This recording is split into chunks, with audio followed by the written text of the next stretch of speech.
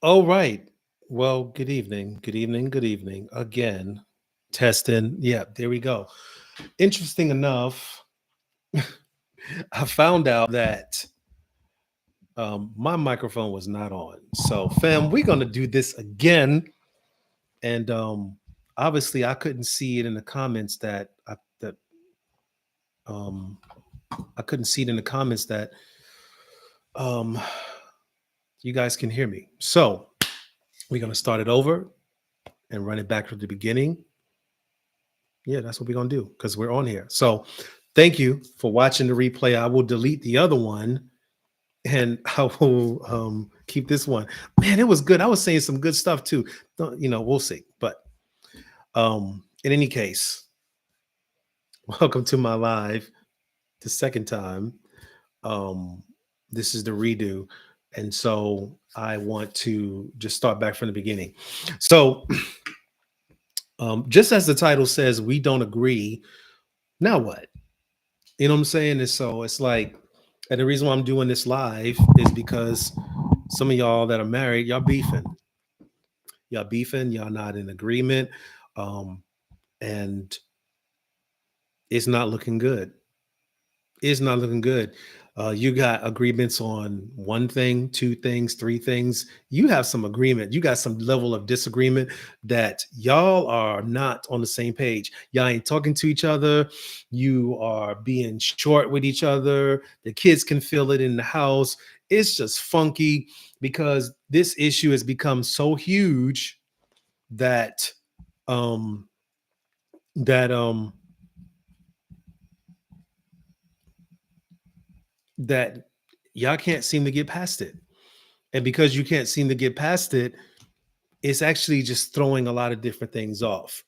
You know what I'm saying? And so tonight I want to just talk about, what do you do when you don't agree? Because there's going to be moments in your marriage you're not going to agree.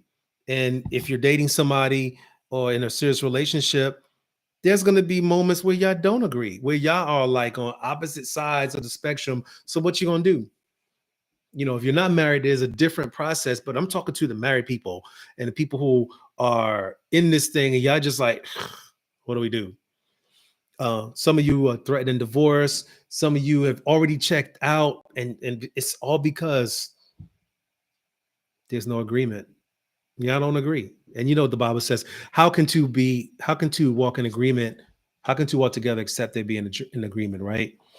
Um, if they're not in agreement, then it's like, what are we doing? And I'm sure I know some of y'all have said that. Well, what are we doing? Oh, what are we doing then? I'm just saying, why we all that aggression, right? So let's talk about it. I feel your pain. I feel your pain. This issue is huge, right? Brother, I feel your pain. You know, you don't feel, ladies, you don't feel heard. You feel unheard. And you got your arms crossed and your legs crossed. It's just like, boom. If this was showing my whole body, I would cross my leg. You got your legs crossed and your arms crossed. And you just sitting there shaking your leg mad. You just mad. And you just stewing in that thing. You just like, because you feel unheard. You know, brothers, you feel disrespected. You don't feel like she respects you. The marriage is one-sided. There's been this pattern of one person getting their way. If he wants the rims or if he wants to get the new whip, he can get the new whip. But if she wants to just go buy Tic Tac at the Target store, you just like, you bought Tic Tacs? I'm being funny, but some of y'all's marriages, that's what it's like. I'm saying you got a report that you spent $7 in the marriage. You're not becoming one, you're becoming you. The Bible says, and the two shall become one. But in this marriage, it's you becoming you more than you're becoming us, you more than us. And so I over us equals nothing. Us over I equals everything.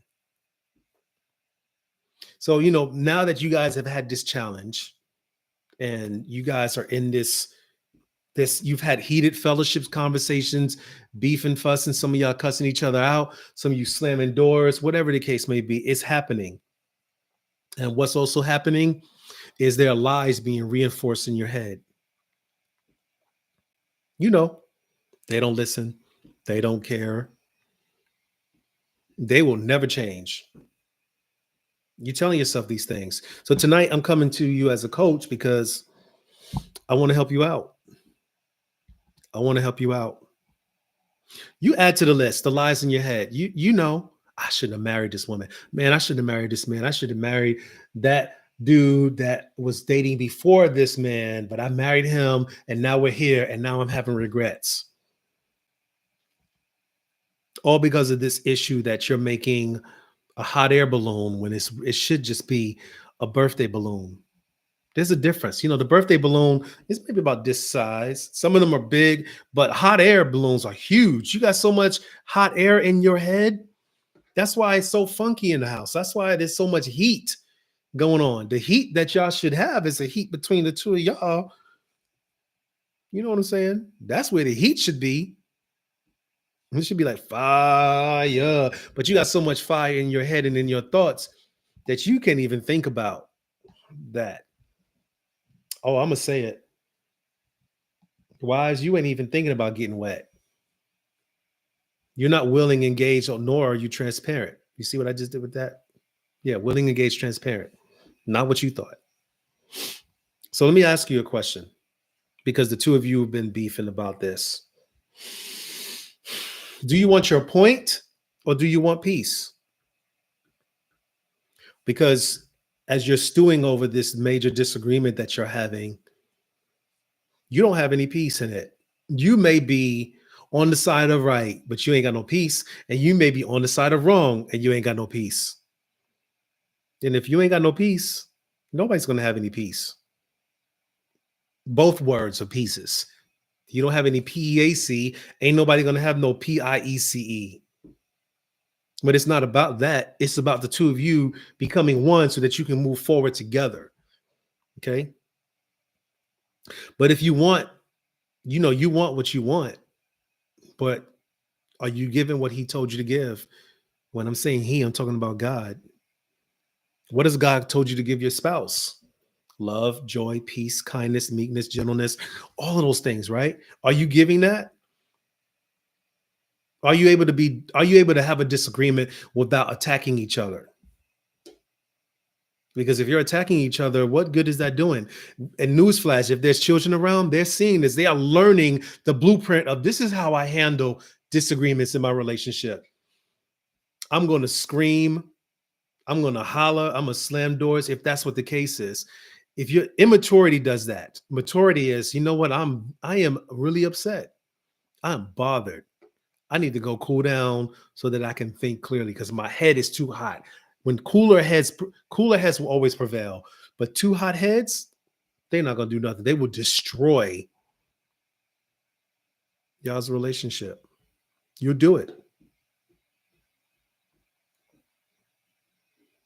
So now what? Now what? You ask. We don't agree, and so now what? I'm on my side of the bed. She's on her side of the bed. We ain't touching. We ain't having sex. We ain't doing nothing. I don't even want to talk to her. She's not my person right now. I don't like her, or I don't like him. You know what I'm saying? You coming, ladies, you coming to bed with the long pajamas, with the ugly panties, with the bonnet on the head, and you got the mask on the face. You be like, don't even look in this direction. Okay.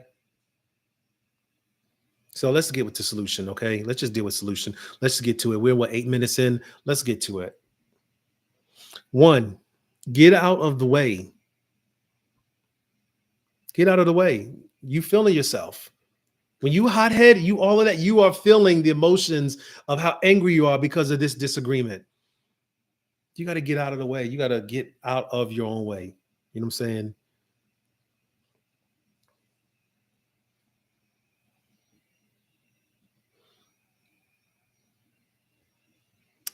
Next one, attack the problem, not your spouse.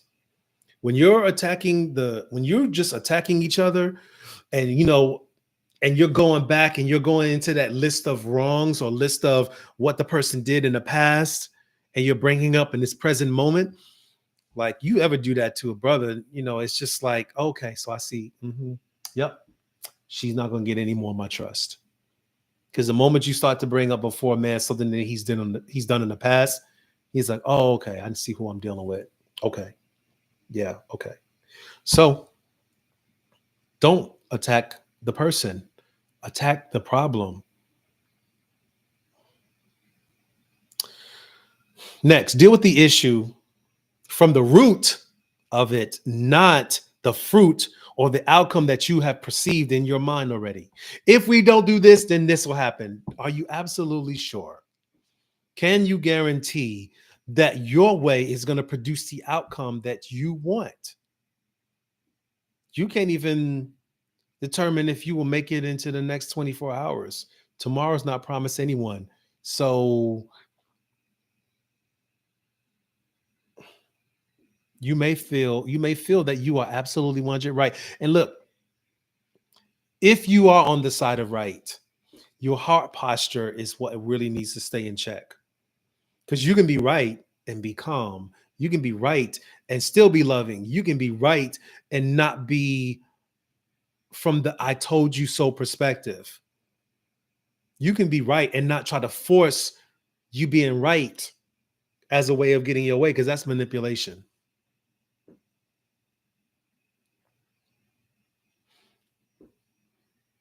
Sometimes we can be so married to the outcome that we want that there is no other way. It has to be this way. It has to. And if it's not this way, it's my way or the highway. And if you don't do it my way, then there's going to be hell to pay. And you making everybody walk on pins and needles. Your baby can't even ask. She's afraid to ask, can I get some water? No, no, no, no. Like, really? It's like that? What causes fights and quarrels among you, right? Is it not the things that eat inside you? You know the scripture. I'm not going to preach at you tonight. I'm trying to coach you and help you. What's going on inside you that is causing such a level of venom coming out of your mouth? This disposition that has you so angry, that has you so caught up because it must be this way.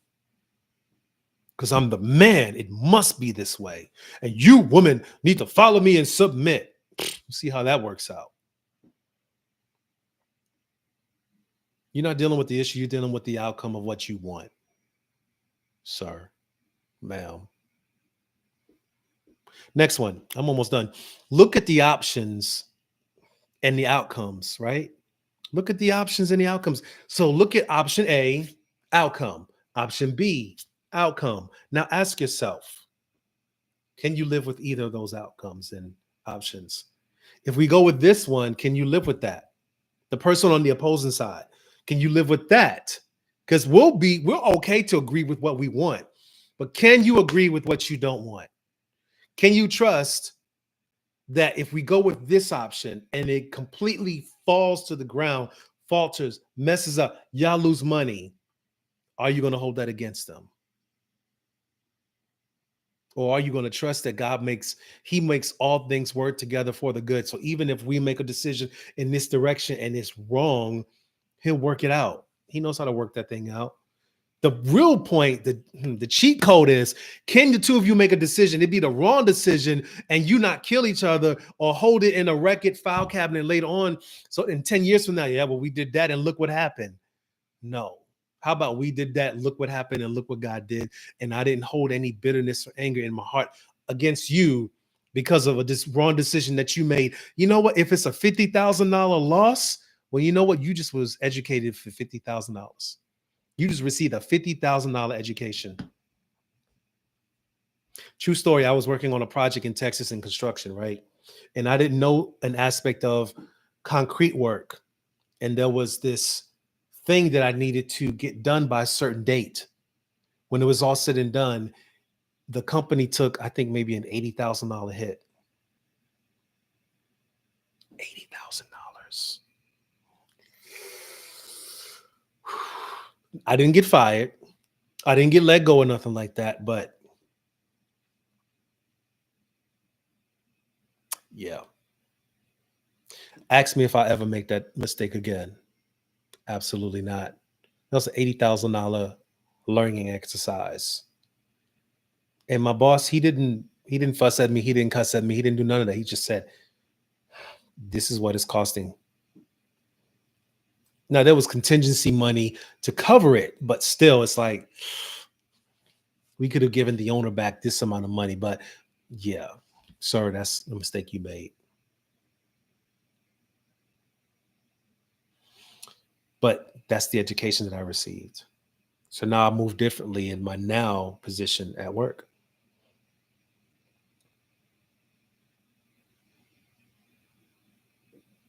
Next one is the decision of, I heard a preacher say this, is the issue a 5 cent issue or a $100 issue? Some of your stuff y'all dealing with is 5 cent. It's 5 cents. Should we get this house or that house? But I want this house.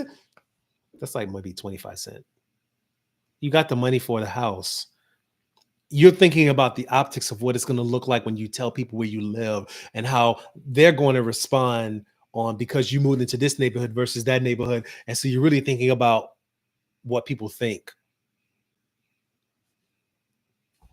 10 cents. A major issue is when you have to deal with something relative to somebody's health. That's a bigger issue. You know, last one, decide that whatever you decide together, you're not going to dishonor each other. You're going to continue to think the best of each other. Love is patient, right? Love is kind. It's not puffed up. It keeps no record of wrongs. It believes all things, bears all things, hopes in all things, right? Keep that at the forefront of your mind. As you decide to get out of your way, get with God. God, what am I not seeing? Because obviously I feel very strongly about this. And now it's actually causing a separation between us and the children are seeing it. God, how do we get back to usness? How do we get beyond the fact that, excuse me, we don't agree? Am I going to act like a plumb fool and act like a child because they don't see it my way? When you think about the history of how you've handled people that didn't agree with you, when you were a child, you thought like a child, you acted like a child. But when you became a man, you put away childish things. So no, I don't get to curse you out. No, I don't get to tear you down with my words. No, I don't get to do that. You do get to say, I completely disagree with you. And this is making me really upset because the way that I see it, if we don't, then this is the outcome. Now, sometimes you're dealing with a person and they are just foolish in their assessment. Sometimes people don't want to be wrong. They just flat wrong. And you've made an agreement in your mind that there's something wrong with being wrong. So you will argue your point to the hilt because you just don't want to be wrong. My request, fam, is look, be wrong. It's okay. Come back and apologize. And if the children are impacted, bring the children in after. Say, hey, listen, mommy and daddy, I'm sure you've heard. I know you've heard. Mommy and daddy had an argument. We didn't agree, but we've come to an agreement forward. But we want you to know that mommy and daddy love each other.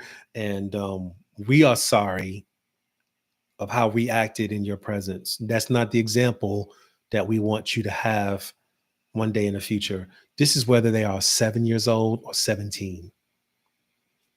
When they're 7 years old, what it does is it tells them mommy and daddy's okay. When they're 17 years old, they look at the history of how you guys have engaged each other and they know, okay, well, they're good.